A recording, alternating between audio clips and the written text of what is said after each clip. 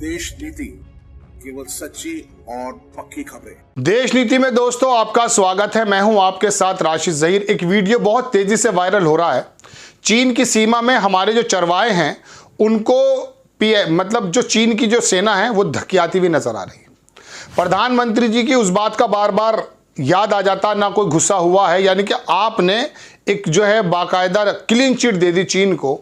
और चीन के बारे में तो आप बड़ा लपेटा करते थे कांग्रेस की सरकार को, वहाँ से कुछ फंडिंग का इल्ज़ाम भी लगाते हैं। मैं आपको बहुत सारी चीज़ें दिखाता हूँ। न्यूज़ 24 ने भी छापा, रणविजय सिंह हैं, उन्होंने इसको दिखाया कि लद्दाख में चीन के सैनिक हमारी ज़मीन पर हमारे चरवाहों को जाने से रोक रहे थे। चरवाहों ने डटकर मुकाबला किया। यही वक्त है, चीन से लाल आंख दिखाकर बात करनी होगी, सख्त संदेश देना होगा। ये क्यों नहीं होता है? वजह क्या है?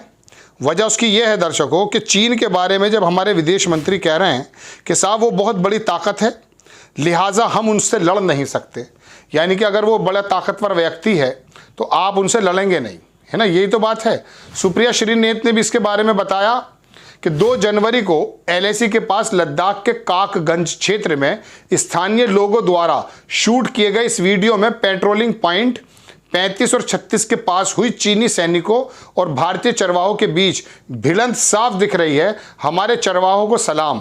पूर्वी लद्दाख में 65 में से कम 26 पेट्रोलिंग पॉइंट ऐसे हैं जहां अप्रैल, ध्यान रखिएगा, जहां अप्रैल मई 2020 से भारतीय सैनिकों द्वारा गश्त नहीं की जा रही है।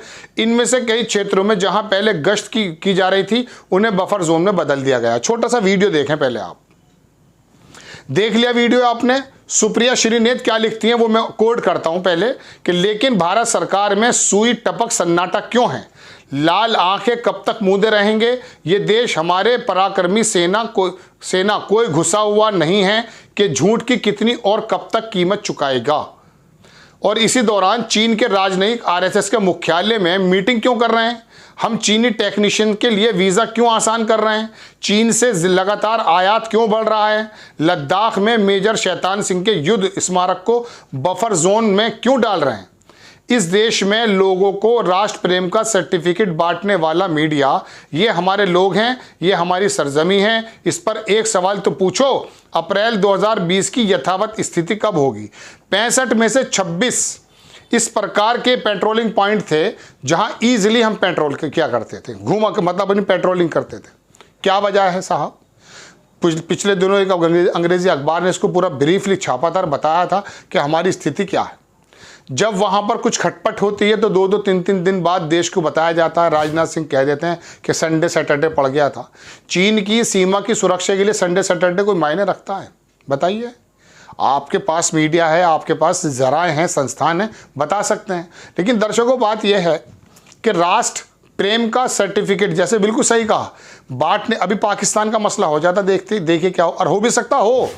अभी अप्रैल मई से पहले सोच लीजिए, वो हालांकि अपनी मुसीबत में पड़ा है, वहाँ तो खुद ही ज़्यादा जो है बंदर बाट हो रही है। लेकिन मसला यह है कि अभी थोड़ा सा पाकिस्तान के मसले में बात हो जाए, सारे के सारे बहाने बहादुर बन जाएंगे। हमारी सेनाओं की हाल क्या कर दी है? सेना के बड़े बड़े नरवणे साहब ने अपनी जो किताब में लिखा है उसके बारे में ही आपको बता दिया जाता है। लेकिन हैरत इस बात की नहीं है कि चीनी सैनिक हमारे चरवाहों को धकेल रहे हैं। हैरत इस बात की है कि आप में से एक बड़ा वर्ग सही बात बताने वालों को धकेल रहा है।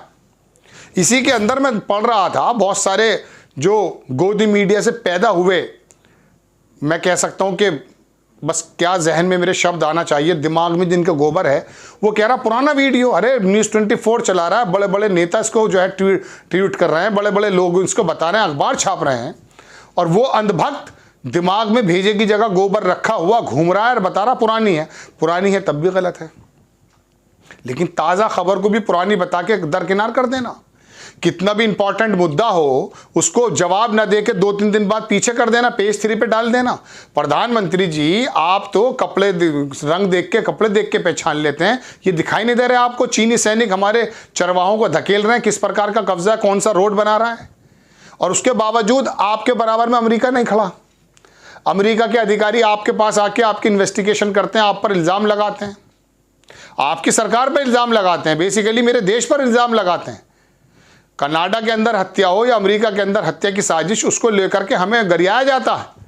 फिर कहते हैं अमेरिका तो हमारा, बराक ओबामा माय फ्रेंड। अरे क्या है ये? कहने का मतलब ये है कि आप अपनी सीमाओं के आसपास भी नहीं देख पा रहे हैं। G20 करा के एक आदमी मुझे मिला, मुझसे बोला साहब, और देखा साहब G20 करा दिया भारत मोदी जी ने। मैंने देखा यार इससे पहले तो वो शायद माली ने, इंडोनेशिया ने कराया था, और इसके वो अल्फ़ाबेटिकली जिसका नाम आता है भारत का, जैसे इंडिया है आई आया, तो वो इस तरह से जो है ना अल्फ़ाबेटिकली जुड़ जाते हैं। अब ब्रिक्स जो है वहाँ चल रहा है रशिया में, तो रशिया अपनी ऊँचे ऊपर करेगा।